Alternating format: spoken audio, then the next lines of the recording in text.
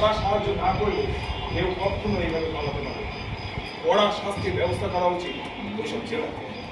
ঠিক বলেছেন স্যার, সমাজের রন্ধ্রে রন্ধ্রে এখন খুন করে গেছে, আর ওই খুনগুলোই শুধু ঘুষ খায়।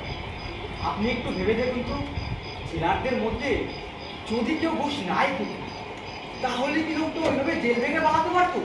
কিন্তু স্যার, ওর মতো একটা লোককে ধরার জন্য মাত্র 1,00,000 টাকা পুরস্কার, বড় কম না? মানে সকলের প্রাণের তো একটা মায়া আছে, ওরকম একটা সাংঘাতিক লোককে ধরা তো মুখের কথা নয়।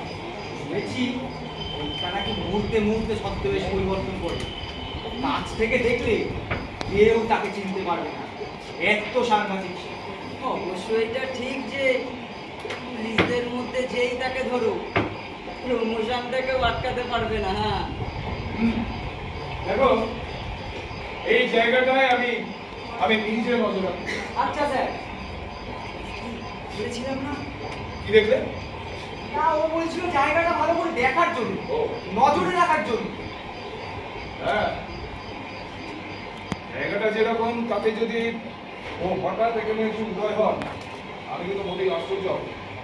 জায়গাটা যেরকম, তাতে মনে হচ্ছে এই দিক থেকে সে আসবে, আর এই দিক থেকে আসবে ওই জন্তু।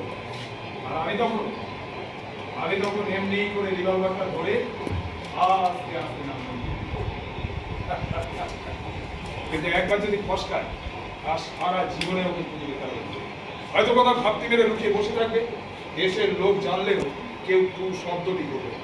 তারা তো ধরিয়ে দেবেই না, উল্টে আমরা যদি ধরি তো সালারা গালাগাল করবে। আর কাকেই বা বলবো স্যার, নিজের আত্মীয় স্বজনরাই গালাগাল করে। পাবলিক সাপোর্ট এত পাই লোকটা যে কি বলবো, কিছু করতে গেলেই অমনি বিক্ষোভের মুখে পড়তে হয়। ঠিক বলেছি। তাতে কি